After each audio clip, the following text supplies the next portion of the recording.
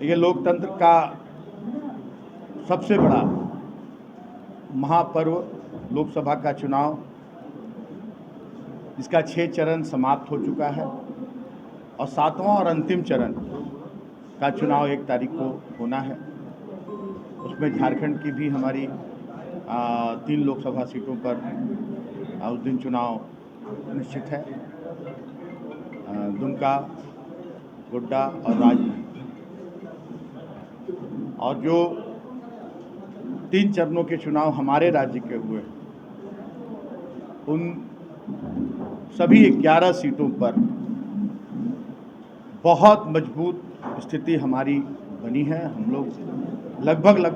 11 की 11 सीटें, हम लोग अगर एक आध छोड़ दिया जाए तो 11 की 11 सीटें हम लोग जीतने जा रहे हैं और इन 3 लोकसभा सीटों पर काफ़ी मजबूत स्थिति में,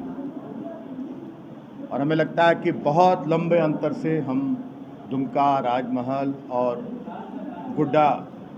की सीट पर हमारे इंडिया गठबंधन के प्रत्याशी विजयी होंगे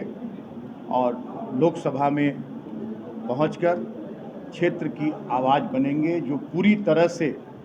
इन 10 वर्षों में जनता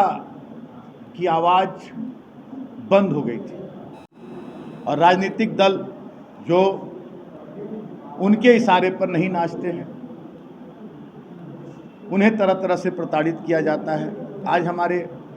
माननीय पूर्व मुख्यमंत्री हेमंत सोरेन जी को बेवजह, बिना किसी आरोप के, बेबुनियाद आरोप लगाकर, जिसका कोई सिर पैर नहीं है, आज जेल की सलाखों के पीछे डाल दिया गया क्योंकि इनके सामने नहीं झुके। और झारखंडी मान सम्मान, झारखंडी जनता को हित अधिकारों से समझौता करने से मना कर दिया। दिल्ली की वही स्थिति, या आबकारी घोटाला, कोई एक पैसे की लेन देन का कहीं कोई सबूत नहीं, केजरीवाल साहब को जेल में डाल दिया गया। आज एक आदिवासी मुख्यमंत्री, एक मुख्यमंत्री को न्यायालय से जमानत मिलती है और एक मुख्यमंत्री को न्यायालय से जमानत नहीं मिलती है समान आधार पर। तो ये पूरी तरह से कहे तो लोकतंत्र आज खतरे में है। और संविधान बदलने की जो बात करते हैं लोग,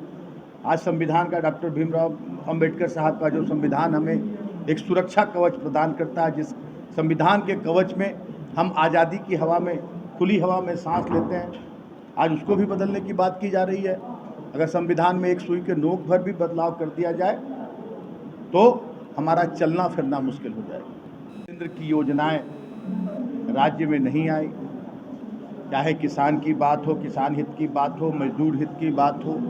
हमारे बेरोजगारों की बात हो, जो पढ़े